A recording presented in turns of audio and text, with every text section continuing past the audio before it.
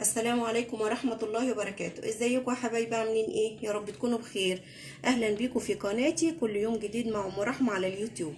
النهاردة يا حبايب قلبي هنعمل حاجة كويسة جدا وسهلة خالص وما خدتش مننا اي وقت. في اقل من 10 دقايق هنفرز التوم بطريقة سهلة وبسيطة. وفي حاجة سحرية، معلقة سحرية بتتحط على التوم وانت بتفرميه، بيخلي لون التوم ابيض وجميل من اول كيس لغاية اخر كيس. زي ما انتوا شايفين كده، طلع لي كمية كويسة كويسة جدا جدا. دول 6 كيلو توم طلعوا لي 12 كيس. ايه رأيكم؟ اتمنى من كل قلبي انكم تدخلوا معايا الفيديو وتشوفوا احنا فرزنا التوم بتاعنا ازاي، وان شاء الله هتكون الطريقة سهلة وبسيطة. يلا بينا. اهلا بيكم يا حبايبي، ازيكم؟ عاملين ايه؟ وحشتوني. النهارده هنعمل مع بعض فيديو مهم جدا. هنعمل فيه ايه؟ هنفرز التوم.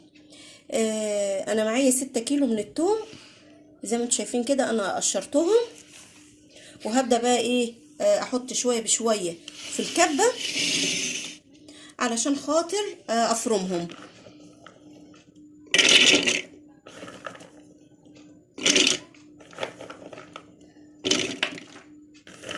تفريز التوم دوت سهل جدا وبسيط خالص.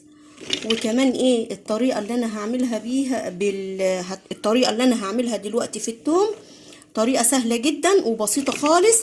كمان التوم بقى ايه يقعد معاكي من السنه للسنه وهو مخزون في الفريزر، ما يصفرش ابدا، ويفضل من اول كيس لاخر كيس التوم ابيض وايه وجميل. انا حطيت شويه كده في الكبه. هعمل ايه؟ احط شويه من الزيت، حوالي كده ايه ربع كوبايه من الزيت. واحط ايه معلقه من الملح الناعم. الملح دوت بيبقى الماده الحافظه للثوم، بيحافظ على ايه، على اللون بتاعه، ويفضل الثوم ابيض ما يصفرش منك خالص ولا طعمه يتغير. هنضرب الثوم في الكبه. شايفين يا حبايبي شكل الثوم بعد ما هرسته؟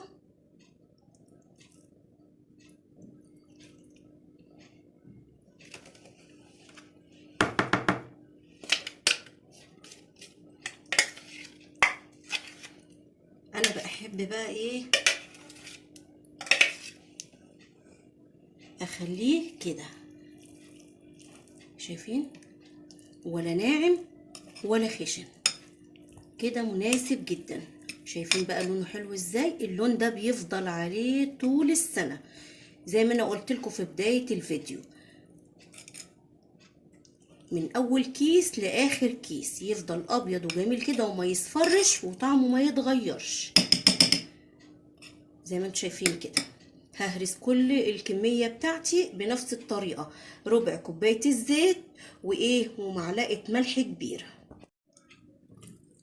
هرست كمية التوم بتاعتي، دول 6 كيلو من التوم اتهرسوا بنفس الطريقة اللي انا وريتها لكم. هبدأ بقى ايه احط التوم كده في اكياس التلاجة. انت بقى ايه هتحطي الكمية اللي تناسبك.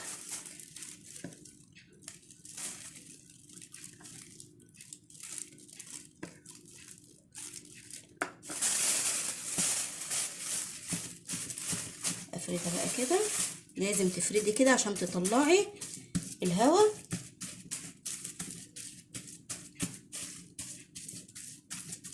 كده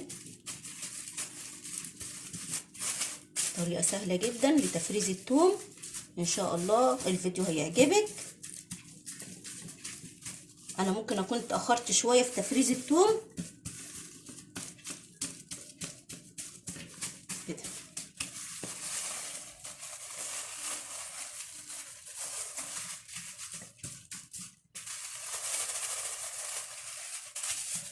عامله بقى الكيس كده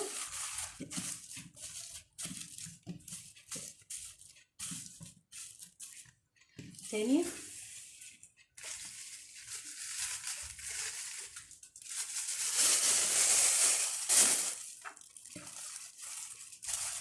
حاولي ما تكتريش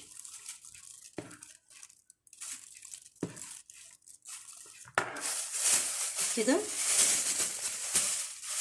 وتظبطي الكيس كده، وتظبطي الثوم في قلب الكيس، تفرديه كده.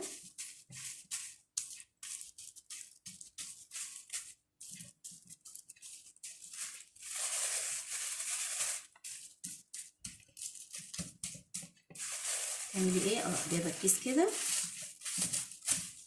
واروح ايه عامله كده. هخلص بقى ايه كميه التوم بتاعتي بنفس الطريقه كده. ايه رايكم كده يا حبايبي؟ انا كده خلصت الفيديو بتاعي. عبيت بقى ايه التوم في اكياس التلاجة زي ما انا وريتكم. 6 كيلو توم طلعوا 12 كيس زي ما انتوا شايفين كده، بطريقه سهله جدا ومخدش مني اي وقت، وهيتخزن معايا في الفريزر. هيقعد السنه بحالها، سنه كامله هستخدم التوم بتاعي اللي انا خزنته دوت. واول كيس لغايه اخر كيس هيفضل لونه ابيض وجميل، وطعمه كويس جدا ما بيتغيرش، واللون ما بيتغيرش. دلوقتي يا حبايبي انا هجيب علبه محكمه الغلق بغطا كده كويس، بحيث ايه ما احط التوم جواها ما تطلعش اي روايح، علشان خاطر اخزن فيها اكياس التوم.